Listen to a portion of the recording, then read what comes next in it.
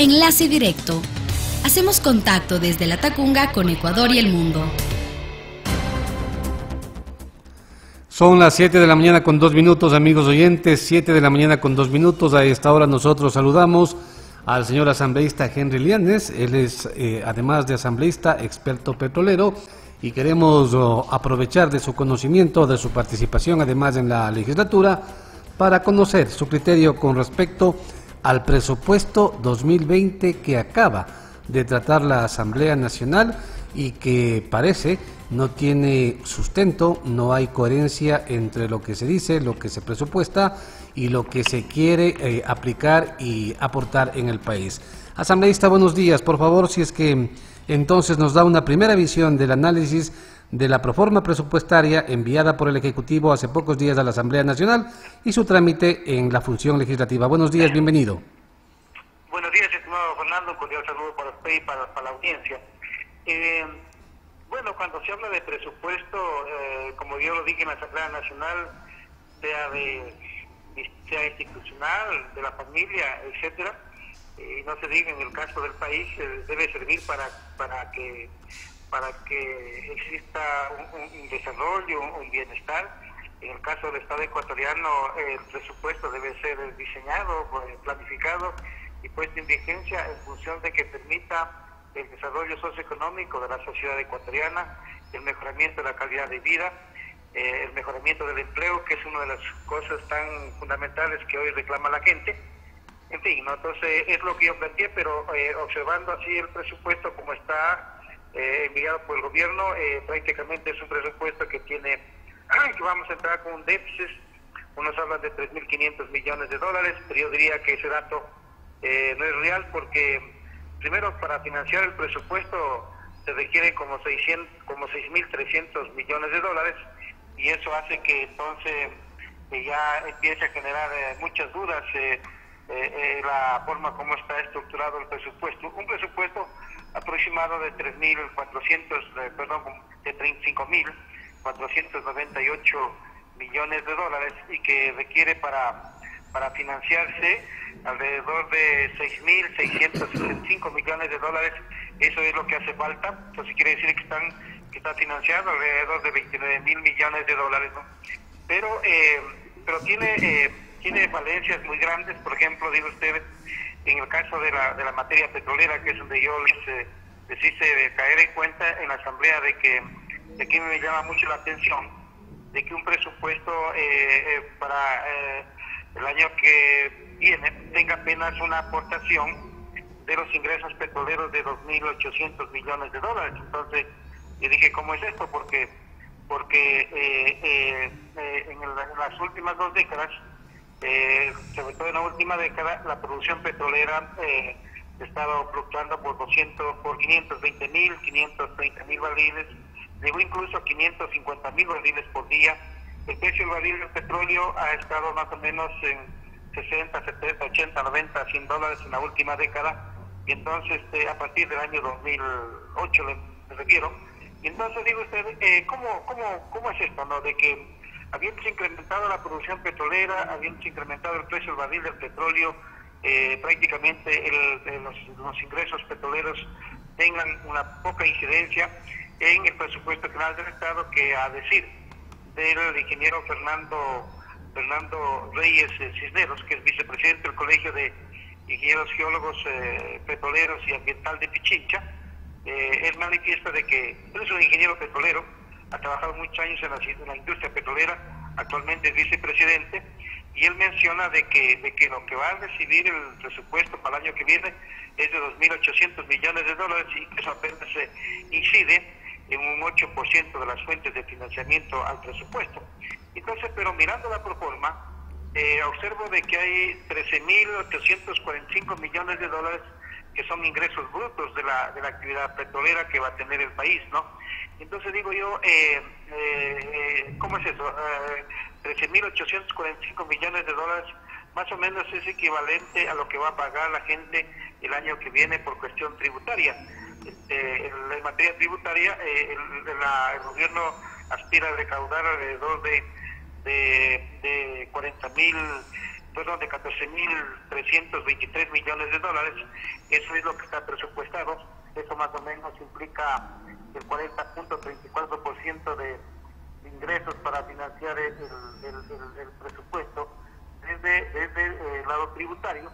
Y entonces lo que veo en las cifras petroleras realmente llama la atención.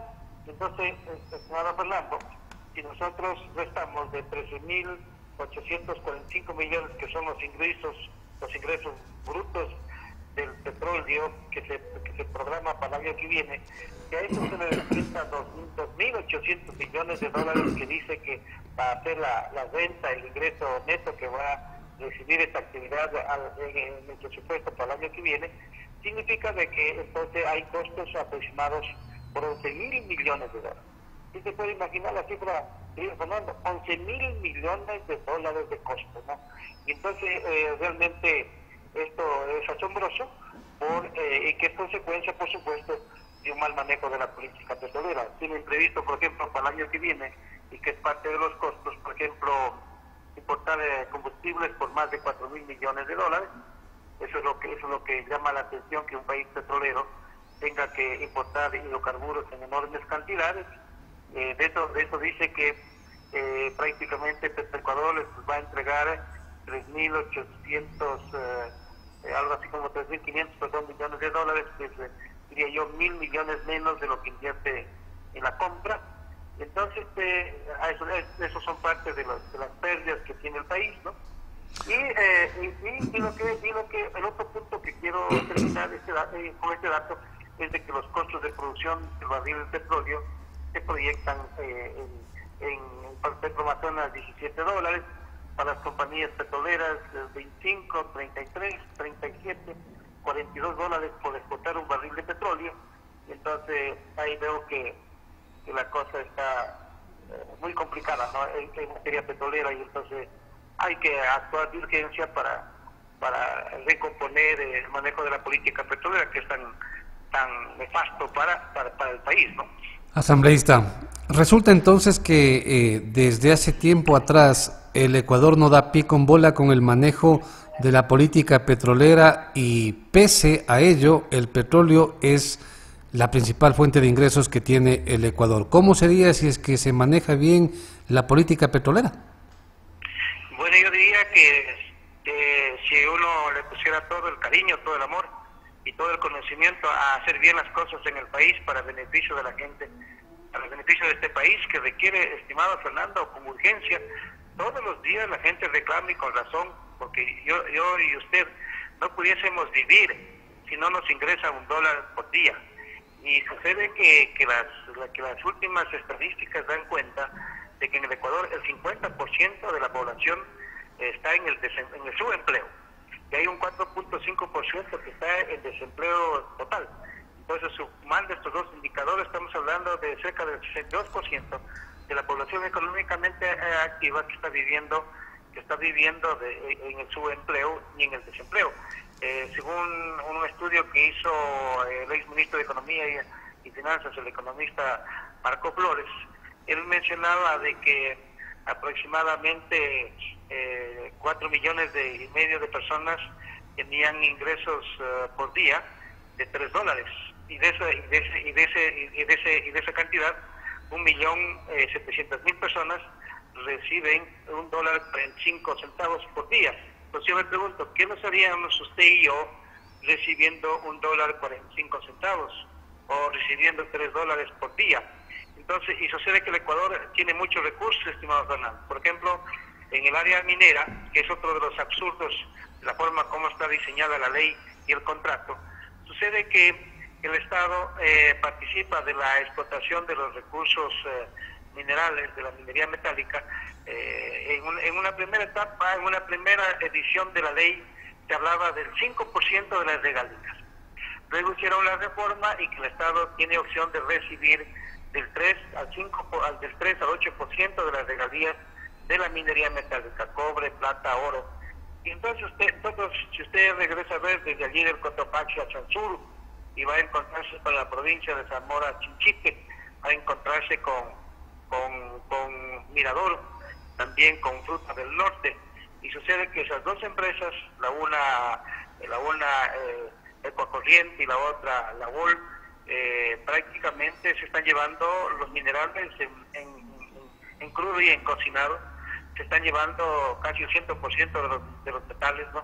Por ejemplo, en el caso de Mirador, que va a llevar cobre, que va a llevar oro, que va a llevar plata, se calcula de que esa compañía en 30 años llevará a aproximadamente 14.500 millones de dólares, es la cifra, y al Ecuador le quedará 5.500, ¿no? Eso no es justo. Y además sucede que es tan ofensivo esos contratos que si usted, como digo, regresa a ver hacia el sur, usted va a encontrar que se lo están llevando en concentrado, en volquetas, como se incide en estado natural. Usted extrae la roca del subsuelo, la compacta y la carga en volquetas, ¿no? En esos camiones de transporte de carga, y eso van a estar desfilando todos los días hacia Puerto Bolívar o hacia Puerto de Guayaquil, llevando esos productos. Es decir, no se va a realizar, eso es el entreguismo total, no se va a realizar la separación de metales en el Ecuador, no se va a realizar la fundición de metales en el Ecuador, no se va a agregar valor a los metales que se explotan en el Ecuador, sino que se los van a llevar en estado natural, mezclados con roca, con tierra. Entonces yo digo, la ley dice que el Ecuador va a participar del 3 al 8% de la venta de los metales. Mi pregunta es, si se lo van a llevar en estado natural, de la forma como lo están extrayendo del subsuelo, mezclados los metales con roca y con tierra, ¿cómo el Ecuador se va a dar cuenta de qué cantidad de metales se está explotando de Ruta del Norte y de Mirador? No lo sabemos. Entonces, ¿qué van a hacer? Van a tener que enviar a técnicos del Estado ecuatoriano a que le sigan al barco a dónde lleva ese concentrado, dónde son procesados y además que tenga acceso al proceso dentro de esos metales para que el Ecuador pueda recibir esas regalías. Se puede imaginar, estimado Fernando, Dios y la naturaleza nos ha dado mucha riqueza, pero lamentablemente nosotros somos muy malos para manejar estos recursos. Pero ahí está la inversión privada, pues, asambleísta. Después se quejan de que no viene la inversión privada porque no hay seguridad jurídica, le llaman a lo que usted acaba de mencionar. Asambleísta, regresando al tema de la proforma presupuestaria, ¿cuál es el papel que juega la Asamblea Nacional cuando prácticamente solamente hace de ojos vista el presupuesto, ya que no puede modificarlo, no puede cambiarlo, es decir, no puede hacer nada ante la propuesta del Ejecutivo? Así es, y resulta folclórico eso, ¿no? No se puede decir otra palabra. Entonces habrá que impulsar una enmienda constitucional como ya la está proponiendo el señor asambleísta Marcelo Simbaña de la provincia de Imbabura, a efectos de que la Asamblea tenga atribuciones para investigar el tema de ingresos y el tema de los egresos, ¿no? Porque la Asamblea simplemente lo que tiene que es hacer la venia a la proforma y no tiene que quitarle una coma, porque si no tiene atribución constitucional para eso, ¿no? Entonces, al máximo lo que puede hacer es enviar recomendaciones, como lo hizo esta vez, enviando como 17, 18 recomendaciones al Ejecutivo para que enmiende eso, ¿no? Pero recomendaciones que no tienen el carácter de obligatorias. Sí, exacto. Entonces mire usted que por ejemplo en la página 72 del informe de la comisión no se hace constar, por ejemplo, una serie de obligaciones que tiene el Estado, una serie de obligaciones que tiene el Estado, por ejemplo, con la seguridad social, con el seguro social. ¿Qué tiene que hacer? Tiene que aportar el Estado, por ejemplo, aportaciones para lo que es ¿cómo se llama? Atención médica a las jefas de hogar, que no son afiliadas al IES. Atención médica, por ejemplo, a las personas que sufren discapacidades, ¿no? Atención médica para las personas que sufren enfermedades catastróficas, ¿no? Hay una obligación del Estado, por ejemplo, de transferir al IES, por ejemplo, por las personas adultas de 70 años que viven, dice usted, que tienen ingresos menor que el 50% del salario básico unificado. hoy estamos hablando cerca de $400. Si ellos ganan, por ejemplo, digo usted, al mes $100, el Estado tiene que darle los otros $100 para que cubra el 50%, ¿no? Y esos datos en la proforma no están. Ni el número de personas que van a ser beneficiarias por ese tipo de atenciones, ¿no? Ni tampoco los montos. Entonces ahí tenemos una proforma bien patoja en materia de las transferencias que por ley el Estado se comprometió, que los gobiernos se comprometieron. Entonces la pregunta es, el gobierno quiere que nosotros los afiliados sigamos financiando esas prestaciones, y cuando nos quedemos sin dinero, ¿quién nos va a reponer a los afiliados y a los jubilados cuando los jubilados no tengan que cobrar, se queden sin poder cobrar sus pensiones en las ventanillas de los bancos? ¿Cómo va a hacer el gobierno para reponer estos valores que nos vienen sacando anualmente por miles de millones de dólares? Y eso no es posible, ese abuso no es posible, y eso no lo vamos a permitir. Nosotros vamos a hacer todo esfuerzo en este año 2020 para sacarlo al gobierno del manejo abusivo del IES, y además por arrogarse de funciones que no las tiene para manejar el IES, porque el IES es autónomo, y el 1372 de la Constitución de la República dice que ninguna institución del Estado debe intervenir en el manejo de fondos y reservas, ni menos cobrar su patrimonio. Sin embargo, lo viene haciendo. Asambleísta, agradeciéndole su participación un poco para concluir, para cerrar este diálogo, ¿qué pasa? ¿Cuáles fueron las recomendaciones que se hicieron, si es que se las hicieron, con respecto a la atención que en el presupuesto se debe dar a la salud y especialmente a la educación? Usted conoce que esos son rubros que tienen que incrementarse paulatinamente hasta llegar, o buscar llegar, a un mínimo básico, pero resulta que eso no se ha dado constitucionalmente. Sí, exacto, no se ha dado, y eso es lo que le está diciendo la Asamblea, que haga los ajustes, ¿no?, en materia de salud, en materia de educación. En el caso del IES no se dijo nada, pero hay 10 días para que el gobierno revise y entiende que volverá a enviar a la Asamblea las correcciones, y entonces allí queda, bueno, yo ya lo dije, eso está, si usted mira la intervención mía en la aprobación del presupuesto, y ahí consta mi intervención, yo ya lo dije, pero veo que no hay condiciones para hacer constar iniciativa como la que yo formulé. Que lo que yo quería formular era que, por ejemplo, el gobierno informe con datos cómo va a ser para cubrir esas obligaciones que tiene que cumplirlas por ley. Y entonces, pero dije, como no hay los votos, no hay la predisposición, entonces lo que yo dije, por lo menos voy a dejar hacer constar mi voz en la cinta magnetofónica, en el audio de la Asamblea Nacional, para que ahí quede registrado mi intervención, y luego suban a YouTube, como ahora están subiendo. Entonces ahí está mi intervención, estimado Fernando. Perfecto, asambleísta, muchas gracias. ¿Usted considera que el precio del barril del petróleo se va a mantener fijo y va a permitir sustentar de alguna manera el presupuesto, aunque sea como está, aunque sea como lo mandó el gobierno? Sí, yo creo que sí, en esa banda de $50 a $60, en eso creo que va a estar. Creo que debió fijar el gobierno en $50, pero ahí le ha puesto 51.30 el barril del petróleo. O sea, me llama la atención la enorme precisión que pone en el papel el gobierno, cuando en la realidad no es así tan exacto como el gobierno ha puesto los datos. Asambleísta, usted no ha dicho nada con respecto a la posible entrega a la empresa privada de Petroamazonas, que ya se viene comentando en los últimos días. No conozco de eso, porque lo que ellos querían, el gobierno, igual que las telecomunicaciones, dice que quieren, uno dice que quieren monetizar, se buscan palabras así para marearnos, palabras. Es la nueva terminología, ¿no? Monetizar. Sí, monetizar. Hoy otros dicen que quieren pagar por, que quieren cobrarle a la empresa que va a operar las telecomunicaciones, el petróleo. Entonces yo no entiendo, porque si a usted le asignamos la operación de Petroamazonas, usted va a decir, bueno, eso le cuesta tanto a usted por cada barril de petróleo que yo voy a operar, y entonces que yo voy a explotar.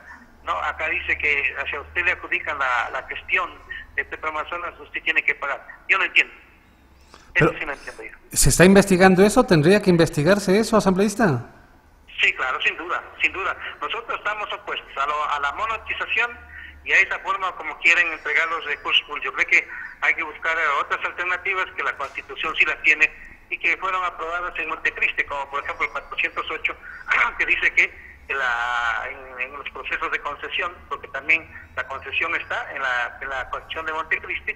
En la concesión de Montecristi están 3 días para manejar los recursos públicos: empresas públicas, empresas de economía mixta y concesionar. Si se concesiona, ¿cómo se llama? Si se concesiona, hay que ¿cómo se llama? Operar o trabajar o celebrar contratos conforme lo dice el 408 de que el Estado no puede recibir menos del 50% de los beneficios que recibe la empresa privada, en cuyo porcentaje no deben estar incluidos la carga tributaria. Eso deben saber ellos, ¿no? Porque los mineros quieren introducir ahí la carga tributaria como que eso dijera la Constitución, y eso no dice la Constitución de la República.